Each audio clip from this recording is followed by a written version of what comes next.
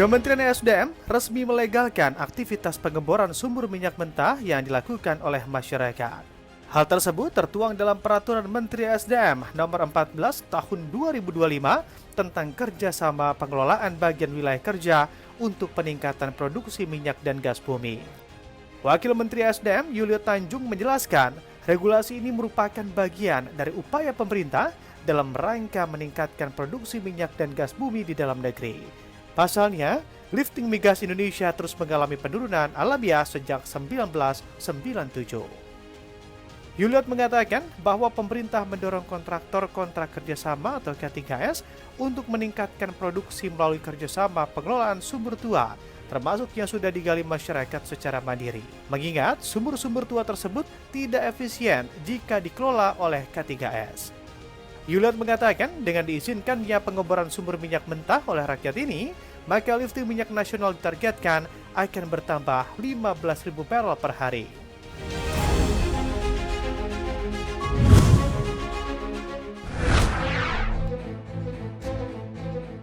Kementerian Perhubungan buka suara soal kabar yang menyebut tarif ojek online akan naik hingga 15%. Dirjen Perhubungan Darat Kemenhub, Aan Suhanan, menegaskan bahwa informasi tersebut belum final dan masih dalam tahap kajian mendalam.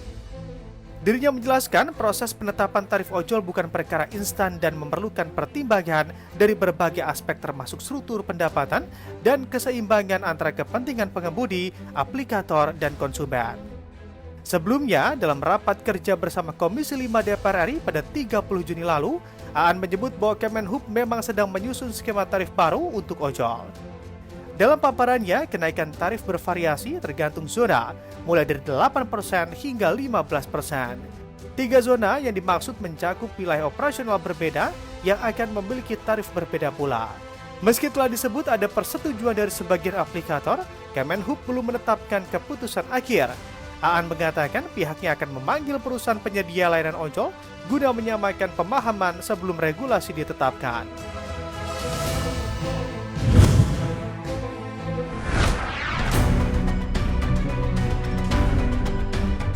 Menko Perekonomian Erlangga Hartarto menargetkan biaya logistik nasional bisa turun dari 14,29% menjadi 8% terhadap PDB pada tahun 2030 mendatang. Erlangga menjelaskan bahwa berbagai negara di kawasan Asia Tenggara memiliki biaya logistik yang rendah. Erlangga menjelaskan bahwa saat ini pemerintah tengah mempersiapkan langkah-langkah untuk mempercepat penurunan biaya logistik nasional. Pasalnya, sebelumnya penurunan biaya logistik menjadi 8% terhadap PDB ditargetkan pada 2045. Di sisi lain, Ketua Umum Asosiasi Logistik dan Forwarder Indonesia atau ALFI, Akbar Johan menjelaskan bahwa tarif PPN atas jasa pengurusan transportasi atau freight forwarding juga menjadi salah satu tantangan. Pajak freight forwarding tidak ditemukan dalam praktik pajak di luar negeri. Dengan demikian, hal tersebut dapat menyebabkan biaya ekspor tambahan.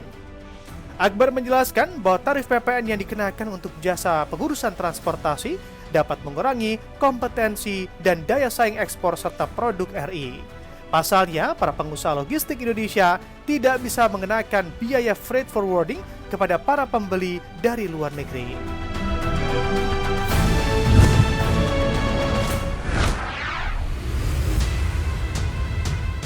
Aktivitas manufaktur negara-negara ASEAN masih mengalami kontraksi. Menurut rilis data Purchasing Managers Index oleh S&P Global untuk periode Juni 2025, hasilnya PMI manufaktur ASEAN berada di zona kontraksi 48,6. Hasil Juni ini menjadi yang terburuk sejak Agustus 2021. Di antara negara-negara di ASEAN, hanya Thailand dan Filipina yang mencatatkan PMI manufaktur ekspansif dengan besaran masing-masing 51,7 dan 50,7. Selebihnya seperti Malaysia, Myanmar, dan Vietnam, PMI manufakturnya masih berada di zona kontraksi dengan besaran masing-masing 49,3, 49, dan 48,9. Sama halnya dengan Malaysia, Myanmar, dan Vietnam, PMI manufaktur Indonesia juga mengalami kontraksi, yakni 46,9. Hal ini membuat PMI manufaktur Indonesia selama 3 bulan beruntun berada di zona kontraksi. Turunnya jumlah pesanan baru serta penurunan permintaan terhadap barang-barang Indonesia yang semakin cepat menjadi faktor turunnya aktivitas manufaktur Indonesia. Data juga menunjukkan bahwa penurunan penjualan terutama bersumber dari permintaan dalam negeri. Lembahnya penjualan dan produksi ini juga mendorong perusahaan untuk mengurangi kapasitas dengan tingkat ketenagakerjaan menurun untuk kedua kalinya dalam 3 bulan terakhir dan pada laju tercepat sejak Agustus 2021.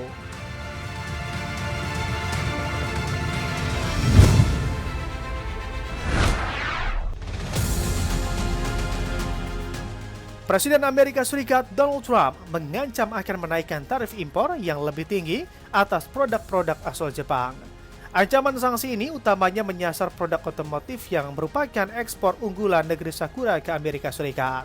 Trump beralasan ancaman sanksi ini dikeluarkan karena Jepang ogah membeli beras dari Amerika Serikat meski negara itu sedang menghadapi kekurangan produksi.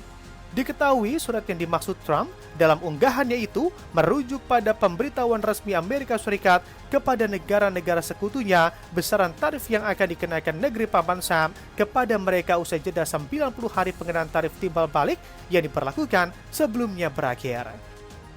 Sementara itu, Kepala Sekretaris Kabinet Jepang Yoshimasa Hayashi mengatakan negosiasi dagang antara kedua negara masih berlangsung.